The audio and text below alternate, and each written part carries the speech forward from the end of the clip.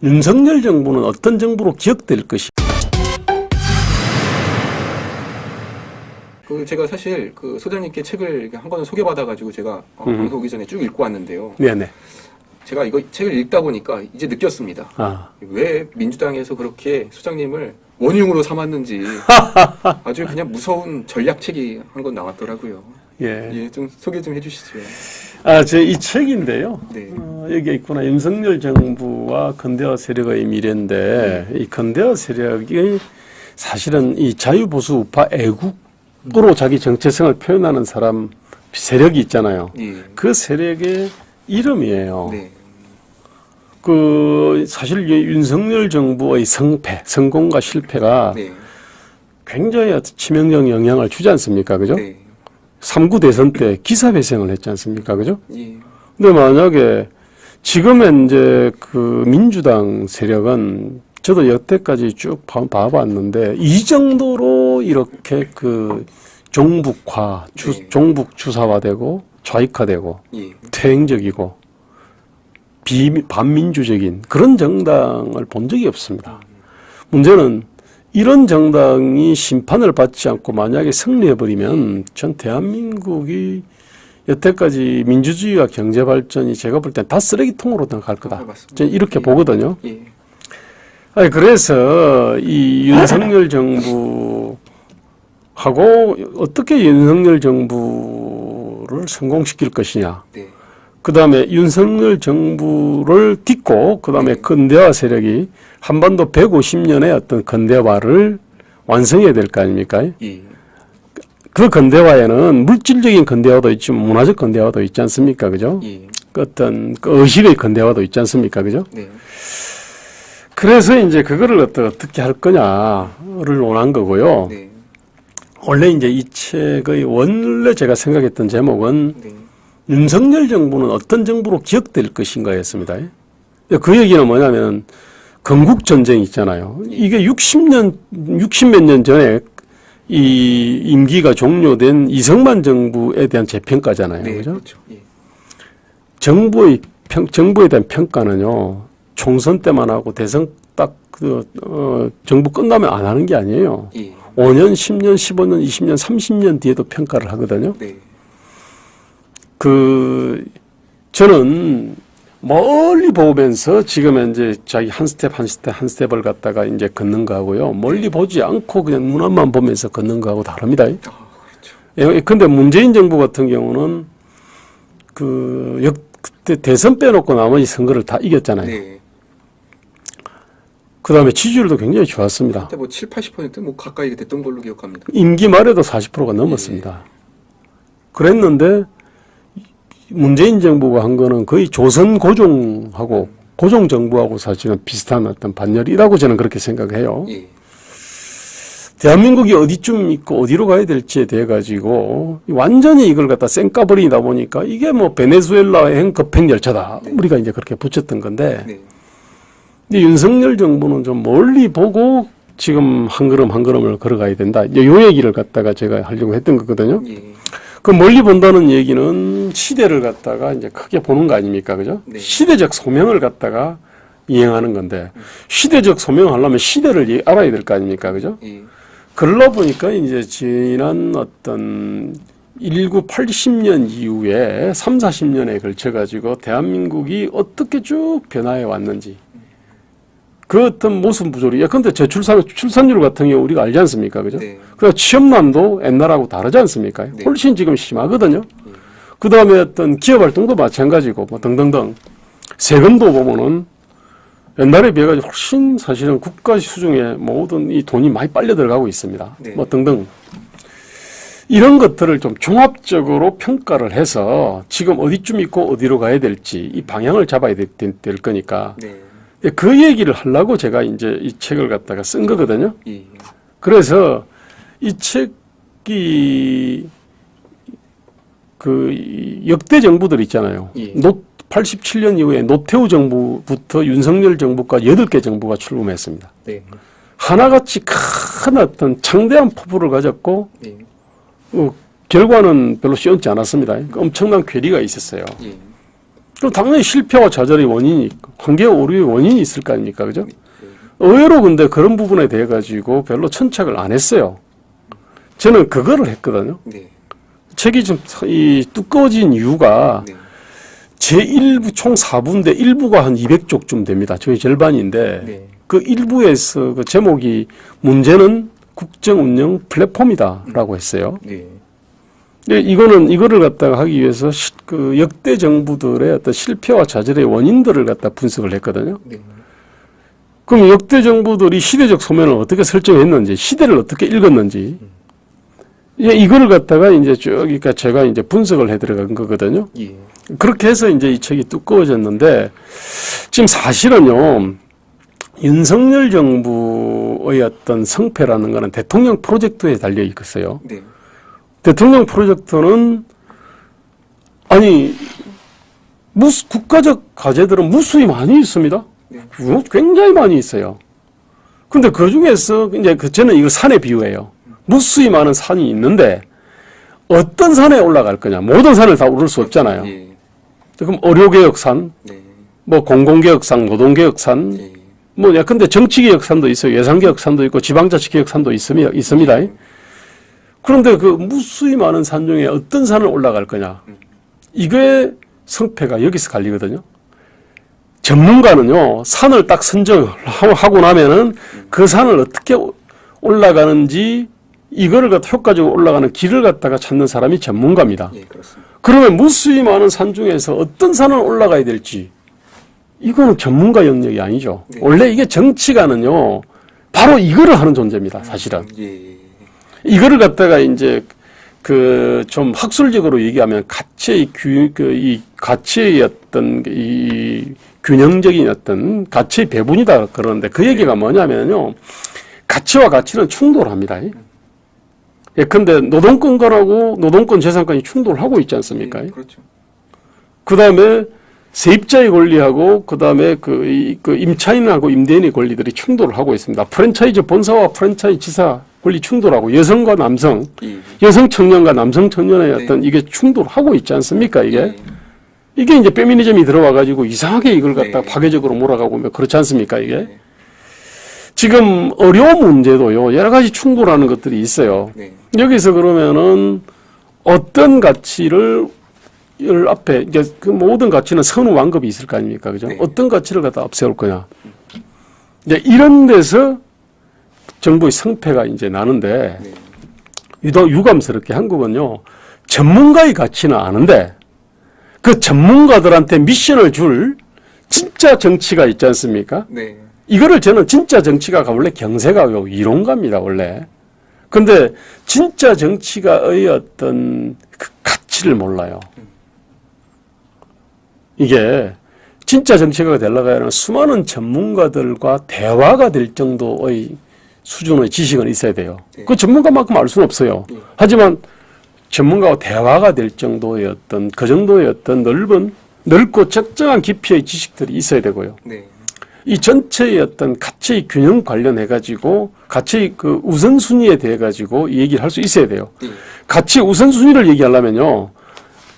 이게 중요한 가치가 있으면 덜 중요한 가치가 있죠. 앞에 내세워야 될 가치가 있으면 뒤에 세워야 될 가치가 있잖아요. 네. 가치를 전체를 알아야 된다는 얘기입니다. 아니, 그런데 문제는 우리는 지금 현재 이런 훈련을 시키지 않습니다. 네. 그렇죠. 이 전문가라는 사람은요, 그냥 자기가 판 우물에 앉아가지고 그 우물 위 세상이 전부라고 생각하거든요. 네. 지금 현재 우리나라가 지금 다 그런 문제를 앓고 있어요. 제가 개인적으로 딱 말씀드리면서 느끼는 게 이 의료개혁 관련해서 네. 지금 양쪽에 강대강으로 이게 지금 맞붙었잖아요. 근데 결과적으로 이제 피해는 국민들이 이제 느끼고 있고, 여기서도 제가 느끼는 거는 왜 다 어떤 한 방향에서만 서로가 주장하는 느낌을 좀 들었거든요. 예, 그게 사실은요, 의료와 관련해서만 딱 보면은요, 예. 냉정하게 보면은요, 예컨대 그 문과 상위 1%가 예컨대 뭐 법과대학을 네. 간다 칩시다. 뭐 법조인 되겠죠. 네. 근데 문과 10%가 만약 10% 수준의 사람들이 법조인으로 됐을 때 국가 경쟁력이 많이 떨어지나? 별로 안 떨어질 것 같아. 예. 정치도 마찬가지입니다. 네. 자, 그럼 의료. 지금 상위 1%가 의사를 하죠. 네. 근데 이게 어떻게든 해가지고 상위 10%짜리들이 의사를 한다. 그러면 의료질이 확 떨어지나? 저는 그렇게 생각하지 않습니다. 네. 그런데 이공계 있잖아요. 그죠? AI, 반도체, 자동차, 조선. 이 엔지니어들은 또는 과학기술자는요, 상위 1%가 하다가 10%가 하면요, 국가 경쟁력이 확 떨어집니다. 저는, 네. 제가 서울공대 금속과를 나갔지 않습니까? 그죠? 쭉 봤고, 그 다음에 대우자동차 기술연구소에서 지금 네. 9년을 일하면서 제가 직접 해보니까요, 네. 여기에 정말로 그 10,000명, 10만 명을 먹여 살리는 인재들이 있습니다, 분명히. 또 하나, 네. 많은 어떤 이 과학기술 관련된 프로젝트는요, 꼭 한 사람의 단독 드리블도 필요하지만 네. 수많은 사람들의 어떤 협력이 이것도 필요하거든요. 그 협력을 조직하는 사람들도 필요한데, 저는 사실은요, 의과대, 이 의료라고 하는 게 이 정보의 비대칭성으로 인해 가지고, 그러니까 내가 아픈지 안 아픈지 어디가 아픈지 그때 약을 갖다 어떤 걸 써야 될고 뭐 입원을 해야 될지 수술을 해야 될지 말아야 될지 이걸 모르지 않습니까 본인이. 이게 정보의 비대칭성인데 이게 해소가 되기 어렵습니다. 그러면은요 의료는요 수요를 창출할 수가 있거든요. 네. 그렇기 때문에 예컨대 의사를 많이 늘려놓으면요, 변호사도 그런 경향이 있습니다. 뭐 파파라치 변호사도 있잖아요. 네. 근데 변호사보다도요 의사는 훨씬 이게 수요를 공급자가 직접 창출할 수가 있어요. 그러니까 의사를 올려놓으면 의료비가 올라갈 수밖에 없게 돼 있습니다. 구조가. 네. 그래서 사실은 의사들을 갖다가 양을 통제를 했거든요. 네. 근데 이제 지나치게 통제하긴 했어요. 네. 근데 뭐 그러다 보니까 이제 이게 수요 공급 원리에 따라 가지고 네.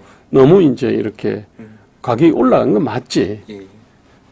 근데 문제는요.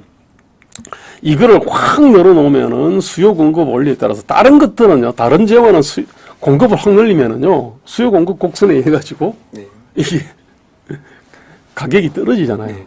의료는 안 그렇거든요. 어. 이게 변호사나 이게 하고 좀 달라요. 그래서 또 하나는 뭐냐면은 이 한국 입장에서 볼 때는 더 문제는 이게 이제 그 이공계 상위 1%들이 이제 그쪽으로 빨려갔는데 네. 지금은 만약에 확 늘려버리면요. 서울대, 연대, 뭐 고대, 스카이 공대가 사실은 날아가 버리거든요. 네. 그렇죠. 그럼 그 밑에 있는 친구들이 이제 스카이로 가겠죠. 그죠? 네. 그럼 엔지니어들의 수준이 떨어져요. 그럼 어떤 일이 벌어지냐면 북한의 의사, 인도 의사, 베트남 의사하고요, 한국 의사가 소득 차이가 엄청나게 나는데 네. 그 소득 차가 실력 차입니까? 의료 기술에서 나는 게 아니에요. 네. 세계 시장에서 팔리는 어떤 상품과 서비스를 개발할 수 있는 능력의 차 아닙니까? 그죠? 네. 그 위에 올라타고 있는데 지금 만약에 그게 내려앉아 버리면요. 우리 그러면 뭐 예컨대 인도나 필리핀이나 무슨 뭐 베트남 수준으로 가는 떨어지는 겁니다, 이게. 네. 저는 그런 점에서요. 모든 어떤 정책의 우선순위는 어떻게 하면은 이공계 우수한 인력들을 갖다가 이렇게 덜 빼앗길까 내지는 빨아 좀 네. 균등 배분할까 이게 최우선 순위입니다. 최우선 가치예요. 의료는 그 다음 가치거든요. 예.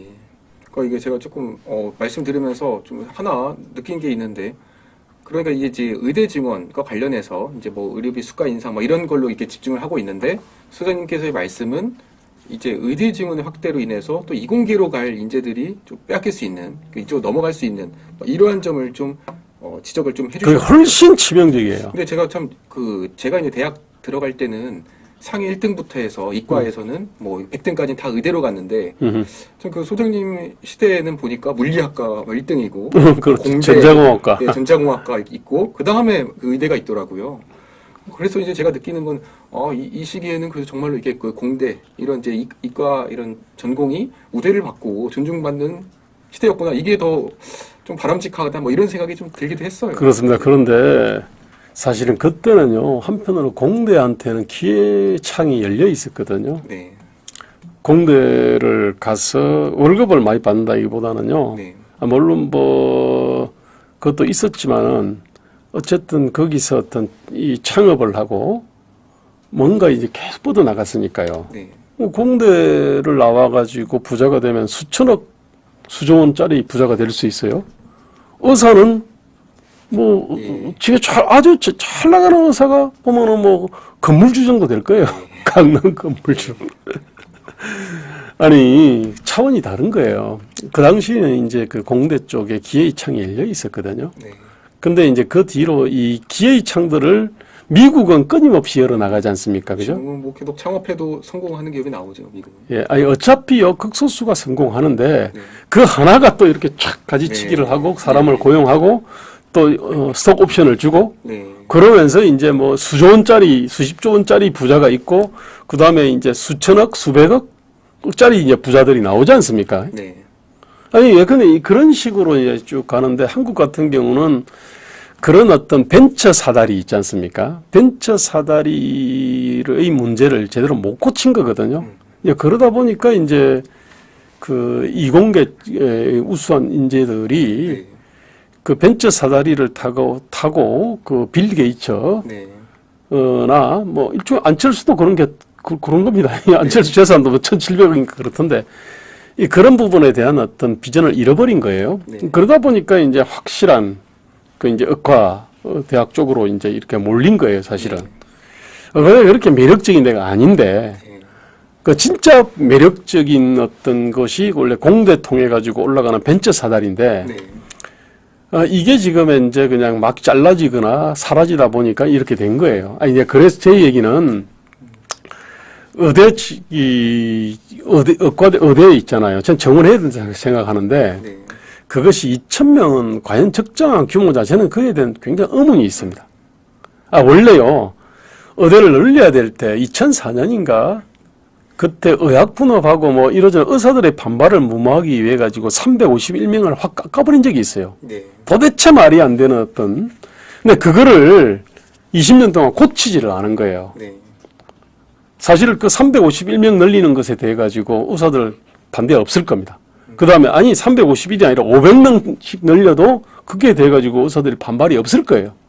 이게. 네. 그런데 이거를 갖다가 이제 2,000명으로 늘린다고 하니까 사실은 그 의과대학이라고는 실험 실습이 중요하지 않습니까? 중요하잖아요. 그럼 상식적으로 말이 안 되거든요.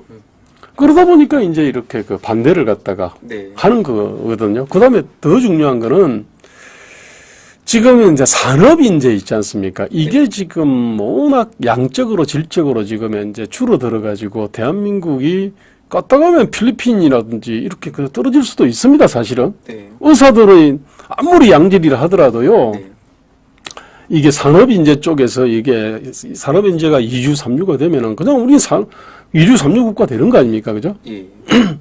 이쪽의 위기인데 이쪽의 위기에 대한 타겟책이 지금 현재 없는 거 아닙니까? 그죠? 예. 아니, 그래서 제 얘기는 네. 이게 정치가 하고 다른 겁니다. 그 의료 김용 교수를 비롯해가지고요. 예. 의료 관련해가지고 직접 뭐 안 하고 무슨 뭐 보건의료학을 갖다 하셨던 분은요, 의대요 이 문제 있지 않습니까? 뭐 수요 공급 문제 뭐 등등 여기에 대해 가지고는 좀 알지만 네. 이게 산업하고 어떻게 연결되어 있는지, 교육하고 어떻게 연결되어 있는지, 이 벤처 사다리하고는 어떻게 되어 있는지 이 전체를 못 보잖아요. 그러니까 이제 그 지도자는 위에서 더 넓게 봐야 된다는 거고, 그렇습니다. 시민이라는 분은 한 방향에서밖에 못 보는 사람이기 때문에 더 이제 이런 지도자가 더 이제 영향이 필요하다. 우리 지금 법조인 출신의 정치 지도자들의 한계입니다. 네. 이게 이제 정치 짬밥하고 관련이 있어요. 일단 지금 이제 시간이 네. 다 돼가지고 그러면 이제 좀 결론을 좀 여쭤보고 싶은데요. 네네. 일단 지금 윤석열 정부에서는 이 의료 직원과 관련된 산을 오르기로 결정을 하지 않았습니까? 네네. 일단 산을 파고 있는데 네. 어찌되었건 이 추구 전략이 좀 필요한 것 같고요. 결론은 나긴 나야 될 것 같아요. 네. 그런데 지금까지는 이제 서로 강대강이었다가 어저께부터 해서 조금은 이제 서로 양쪽에서 뭐 대화의 여지가 있다. 뭐 이렇게 좀 한 걸음씩 물러나는 모양새가 나오고 있거든요. 나 좀 제발 좀 그렇게 대화 타협을 통해 가지고 해결했으면 좋겠고요. 예. 예컨대 뭐 351명층은 반대하지 않고 아마 500명 정도도 반대하지 않을 겁니다. 네. 근데 이제 그 이상에 대해 가지고는 좀 깊이 있는 어떤 수기가 좀 필요할 거로 저는 보이거든요. 네. 좀 그런 선에서 그다음에 이제 여러 가지 필수 의료들의 어떤 발전 전략이라든지 그다음에 의료 자원의 어떤 지역 균형 발전이라든지 뭐 그러저러한 것들 있잖아요. 예. 또 상대적으로 또 오랜 과제들도 많이 드러났거든요. 네. 그래서 잘만 하면은요, 제가 볼 전화위복의 계기가 될 수도 있다고 생각합니다. 예. 참 그 뉴스를 보니까요. 이게 처음에는 이 네. 의대 지원 관련해서 이 윤석열 정부에서 산을 타기 시작했을 때 지지율이 네네. 확 올랐다가 네. 이게 이제 장기화가 되면서 이 지지율이 뭐 꺾이는 그렇습니다. 이제 이런 이제 결과가 나오고 있는데 저는 이제 말씀해 주신 것처럼 결국 이 전화위복 어떻게 이런 문제를 잘 해결하고 결과적으로 이 국민들이 더 이상 피해받지 않는 이렇게 길로 갈 수 있느냐 이게 이제 우리가 이제 관심을 가는 이제 초점일 것 같고요. 네. 이제 소장님께서 주신 이러한 이 책의 말씀은 하는 것 같습니다. 일단 기본적으로 이 리더, 이 지도자는 단순히 한 방향만 보는 뭐 이런 시각이 아니라 정말 위에서 멀리서 이렇게 볼 수 있고 그리고 그 분야에 대해서 이런 이제 전문가들의 경우에는 어떻게 보면은 그 정책을 하나를 이렇게 내세울 수 있다면 그 진정한 지도자는 좀 더 멀리 보자, 백년대계를 바라보자 이런 이제 말씀으로서 이렇게 책을 이렇게 집필을 하신 걸로 느꼈습니다. 저 짧게 한마디만 더 예. 해도 될까요? 사실은요, 이 책이 그 무수히 많은 산 중에 어떤 산에 올라가야 되느냐. 윤석열 정부는 네, 다른 정부는 어떤 산 오르려고 하다가 지금 실패를 했던지. 그럼 윤석열 정부는 도대체 어떤 산에 올라가야 되는지 그 얘기를 갖다가 하기 위해서 쓴 거거든요. 네, 그래서 사실은 저는 이제 이 책을 쓰면서 제1의 독자 있지 않습니까? 예, 반드시 읽어야 될 사람은 윤석열 대통령, 네, 그 다음에 한동훈 비상대책위원회 위원장. 예, 정말 이런 사람들이 반드시 읽어야 될 책이라고 저는 생각하고 있었거든요. 네, 제가 여의도에서 사실 이런 고민을 갖다가 이 고민이 사실 돈이 별로 안 나오는 고민입니다. 이게 이런 고민해도 한 전문 분야는 돈이 나오잖아요. 예, 근데 참 이런 어떤 분명히 국가적으로 필요한 고민임에도 불구하고 돈이 별로 안 나오기 때문에 거의 안 한 고민을 제가 18년을 갖다 해왔거든요. 예, 그래서 저는 이 고민 있잖아요. 이게 사실은 이 정치적 굉장히 중요한 자산입니다. 이 국가적으로. 네, 그래서 윤석열 대통령이나 한동훈 비대위원장이나 그다음에 그분들을 보좌하는 분들이 아무리 바빠도요. 좀 이 책을 갖다가 한번 쭉 한번 넘겨봤으면 후회하지 않을 것 같습니다. 예, 참. 오늘 1시간 동안 이게 시간이 너무 빨리 가가지고요. 솔직히 말씀드리면 한 1시간은 더 할 수 있을 이런 내용인데 아쉽게도 이게 시간 관계상 여기서 마치고 또 이게 기회가 된다면 제가 또 모셔보도록 하겠습니다. 참 이게 이 대통령이 이제 단임제고 5년 참 길다면 길지만 짧습니다. 그리고 5년 동안 이 산을 탈 수 있는 시간은 정해져 있고 그러니까 몇 개 골라야 되는 건데 거기서 이제 중요한 거는 그 문재인 정권 때는 갑자기 이제 탈원전을 시작으로 해서 참으로 제가 볼 때는 헛발질을 많이 한 것 같아요. 그렇습니다. 그러니까 우리가 그걸 비판하면서 똑같은 짓을 하면 안 되지 않겠습니까? 그런 점에서 우리는 미래를 바라보자 이러한 심정으로서 윤석열 대통령도 잘 되기를 바라고 또 한동훈 위원장도 지금 잘 돼야 되는 거고 국민도 잘 돼야 되는 거고 그리고 김대호 소장님께서도 지금 이게 어떻게 보면 이 단순히 보수 우파를 넘어서 이 근대화 세력으로 그 표현을 해주신 이런 근대화 세력이 이제 미래를 볼 수 있도록 목소리를 내주시고 계십니다. 다시 한번 윤석열 정부와 근대화 세력의 미래, 우리 김대호 소장님의 이런 집필한 책 꼭 좀 구매해 주시고 인터넷에 검색하면은 곧바로 구매할 수 있습니다. 소장님 오늘 귀한 말씀 너무나 감사합니다. 네, 감사합니다. 예.